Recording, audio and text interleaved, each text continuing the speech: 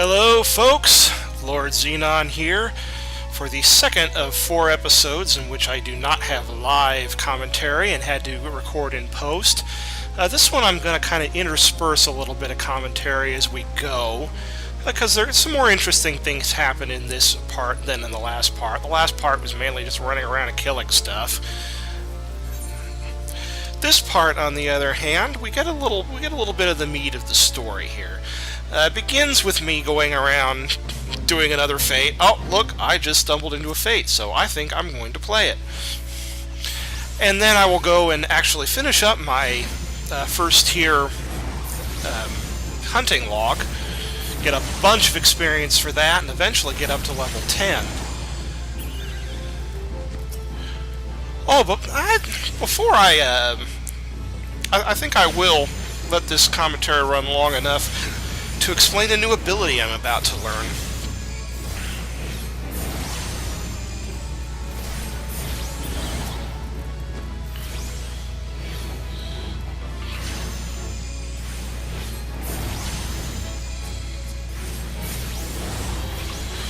Basically, I'll start now, because I'm about to hit the next level and learn Energy Drain and Ether Dam. Basically, as I explained in an earlier part of the video, the Ether Flow ability, when you first get it, all it does is restore some of your MP. At level 8, you gain the ability Energy Drain and an ability called Ether Dam. What Ether Dam does is every time you use the Ether Flow ability, it charges up stacks of basically an Ether Flow ammunition, shall we say. And these charges can be used to fuel abilities that require these charges of Ether Flow to use, and Energy Drain is one of them. It uses up a stack of Ether Flow to steal some of the HP and MP of your target and give it to you. And you learn more Ether Flow abilities as the time goes, and you actually gain the ability to stack up multiple charges of Ether Flow, and we'll get to that as we go. You don't learn the next Ether Flow ability until level 30, so for now it's just going to be Energy Drain. So we're just going to let you, we'll leave you on your own for a few minutes while I'm working on main quest stuff. Eventually, however, I'm going to be getting to a more interesting part of the story, and I'll bring the audio back in when we get to that.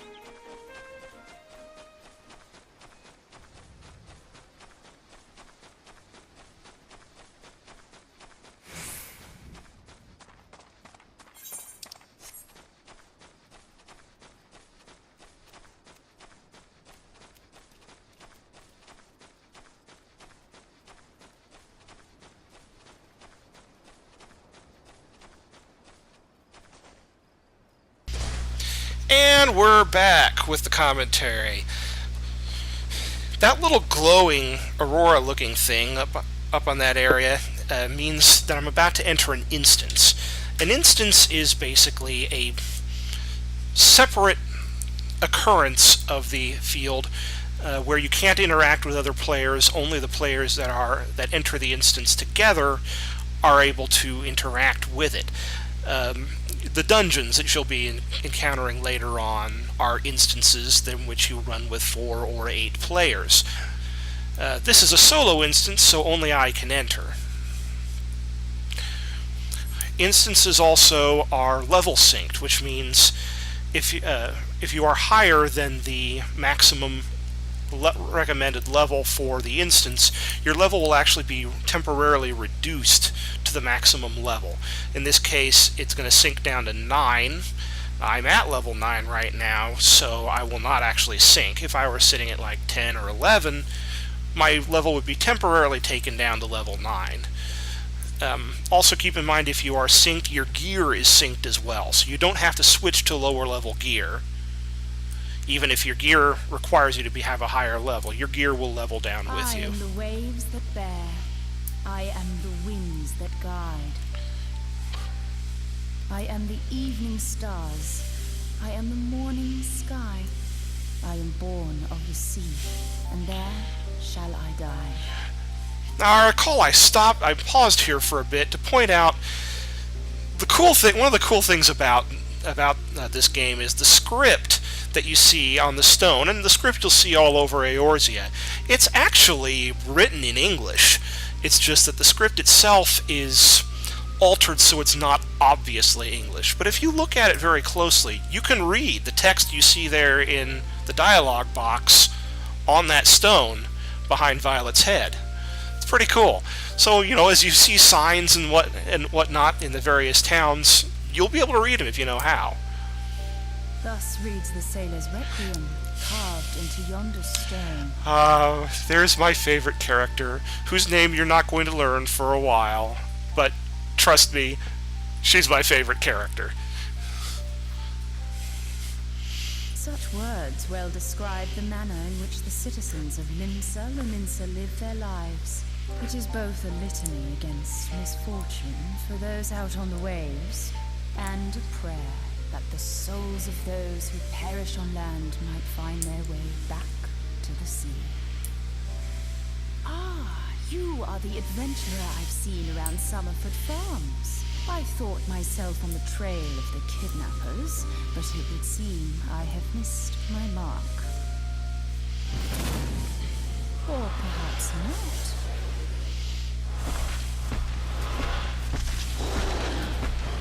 As I suspected, the etheric disturbance here is no natural occurrence, nor is it a coincidence that the two of us should come here in search of those responsible for the disappearances, only to be attacked.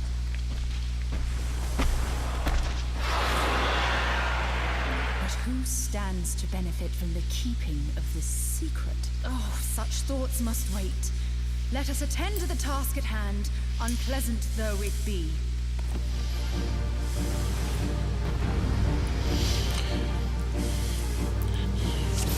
Okay, well, these instance battles can be a little challenging, especially if it's your first time playing.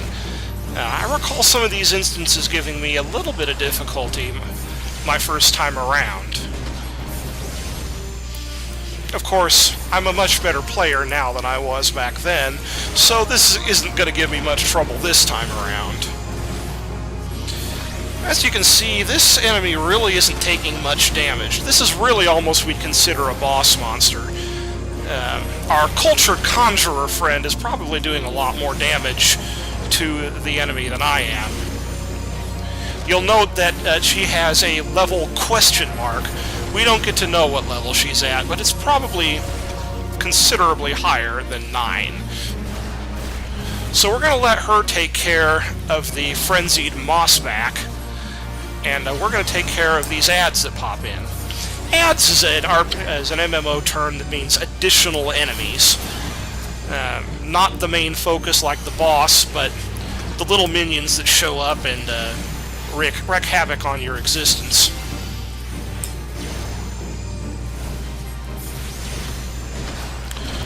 So I'm going to focus on the Mossback when I can, but when new enemies come in, I'm going to take them out. This is actually really good training for what I'm going to end up doing when dungeons come along. If I get too hurt, our friend the Cultured Conjurer is in fact a, well, conjurer. So she's going to be able to heal me up, like she just did. I mean, 946 is way more health than my maximum, so she's actually a pretty high-level healer.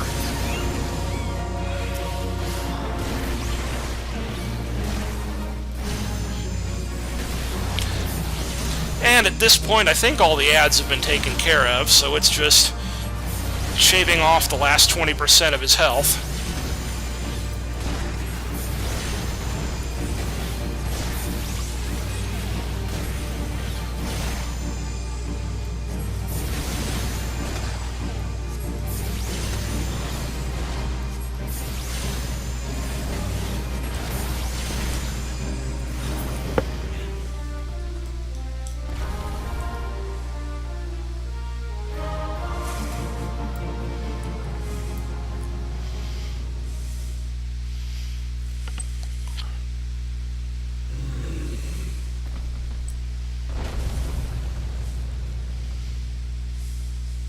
Phew.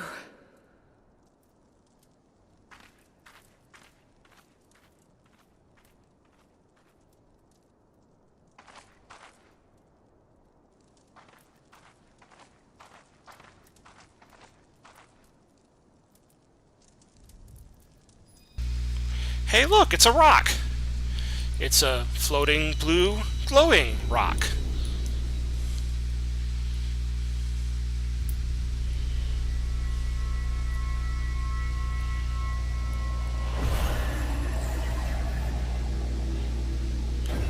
And it's one of a set of 6.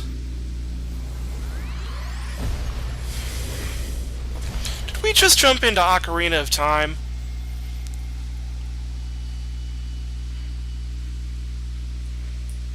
Hear, feel, think. I hear you. I feel confused. And I think this probably isn't the best place to be standing right now.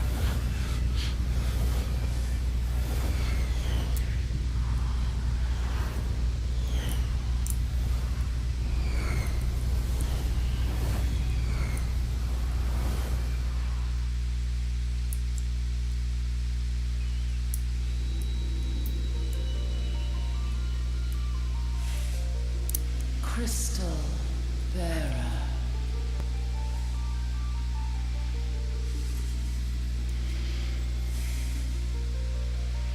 It's a talking rock! I am Hydaelyn, all made one. Whatever you say, talking rock. A light there once was that shone throughout this realm, yet it hath since grown dim. And as it hath faltered, so hath darkness risen up in its stead, presaging an end to life. For the sake of all, I beseech thee, deliver us from this fate. Okay, but only because you used the word presaging. The power to banish the darkness dwelleth in the crystals of light. Journey forth and lay claim to them.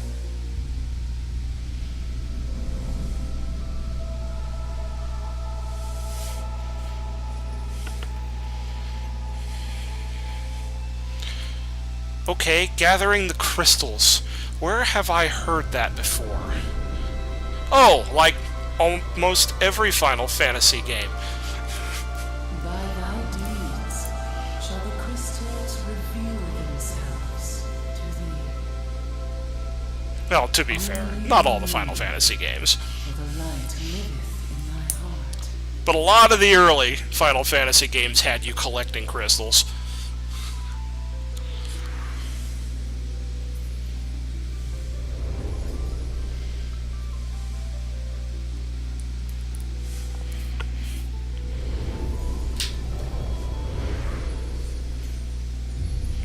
Think of a wonderful thought, any merry little thought.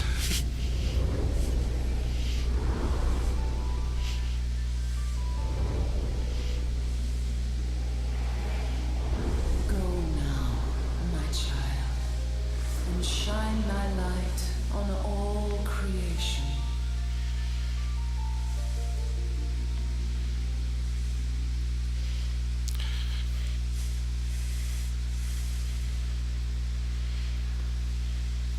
Awake again, are we? Aha! The poor creature's fury was kindled with cruel forethought. See this blade? I found it in the Gubu's back. I have seen knives of this kind before. They are most commonly used for the cutting of rope.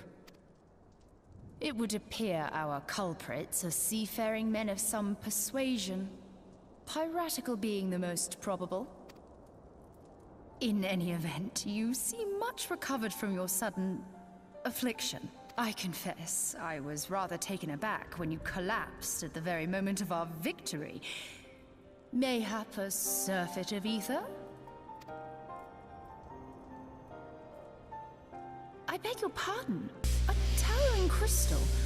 I'm sure I don't... Oh! Oh!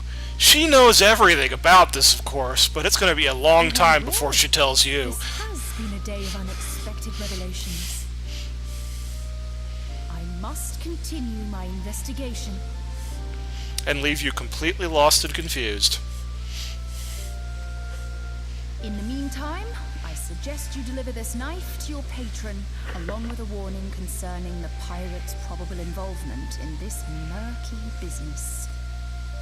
The days ahead promise little rest, I fear. May our paths cross again, under the light of the crystal. And with that, I am going to leave you for now.